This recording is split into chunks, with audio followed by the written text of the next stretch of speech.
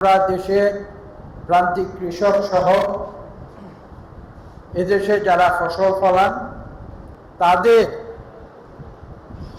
যে কর্মপদ্ধতি, সেই কর্মপদ্ধতিকে আপনাদের মাঝে কৃষি সম্পর্কিত নতুন ধ্যান ধারণা প্রচলিত করা এবং এদেশে কৃষির সার্বিক উন্নয়ন সাধন করা সহ এদেশে খাদ্য উৎপাদন বৃদ্ধি করার যে কর্মসূচি, যে প্রতিশ্রুতি আমাদের প্রিয় প্রধানমন্ত্রী জনাব তারেক রহমান দিয়েছিলেন, সেটাকে বাস্তবায়ন করার উদ্দেশ্যে সরকারের পক্ষ থেকে কিছু, যাকে ইংরেজিতে বলা হয় ইনসেন্টিভ, আমরা বাংলায় যাকে বলি যে কিছু আপনাদের কাজগুলো বাস্তবায়ন করার জন্য কিছু সহায়তা, সেটা প্রদান করার জন্য আজকে আমরা এখানে সমবেত হয়েছি।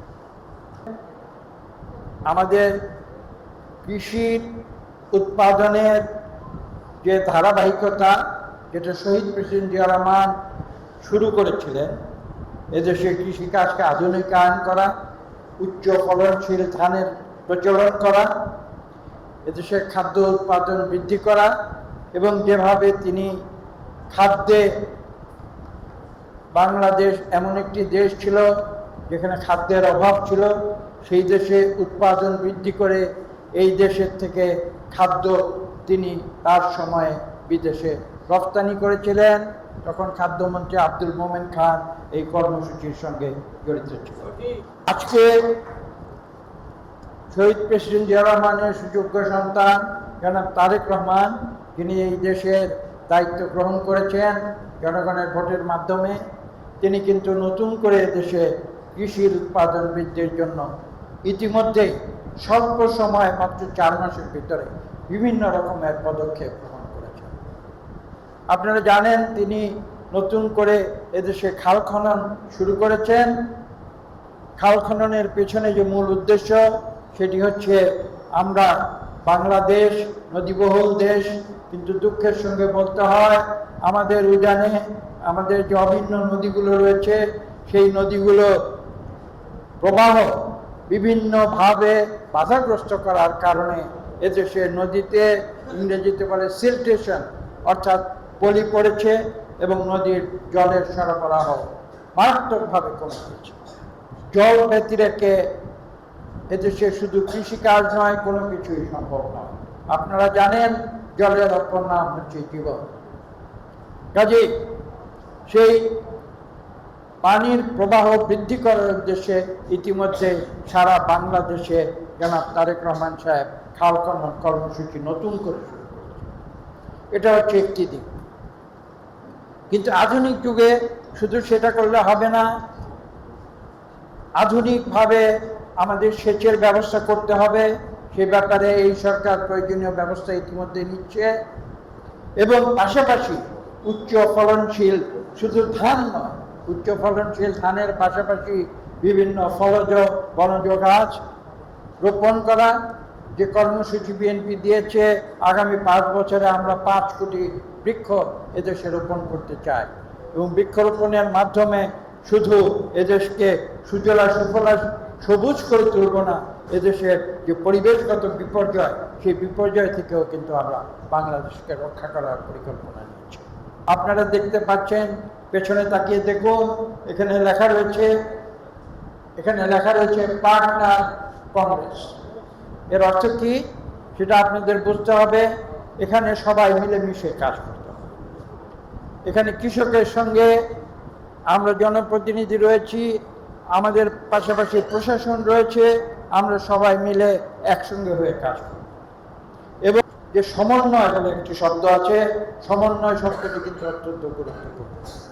বিভিন্ন মানুষ বিভিন্নভাবে আমরা দেশের জন্য কাজ করি, কিন্তু আমাদের মধ্যে যদি সমন্বয় না থাকে তাহলে কিন্তু সুফল আমরা পাব না। এখানে পার্টনার শব্দটি সেই কারণে বলা হয়েছে, সরকারও সহযোগিতা করবে, আমরাও কিন্তু আমাদের নিজেদেরকে সহযোগিতা করব। প্রায় 30-35 বছর আগের কথা বলছি,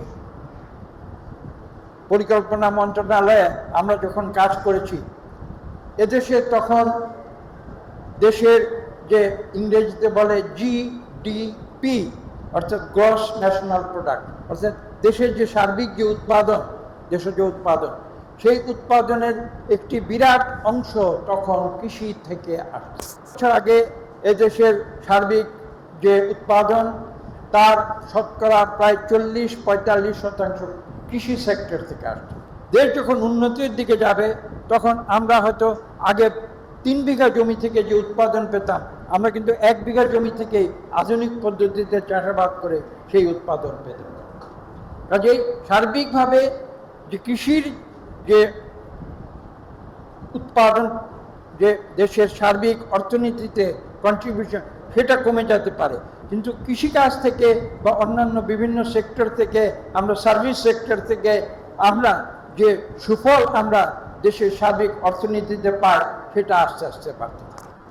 মনে রাখতে হবে যে আমরা সেই উৎপাদনটিকে আধুনিকায়ন এবং আমরা অল্প কম্পোনেন্ট অর্থাৎ শতাংশের হিসাবে সেটা কমে গেল, তা থেকে কিন্তু আমরা অধিকতর সুফল পাব, এবং সেই উদ্দেশ্যেই কিন্তু আজকের এই কর্মশালাটি করা হচ্ছে।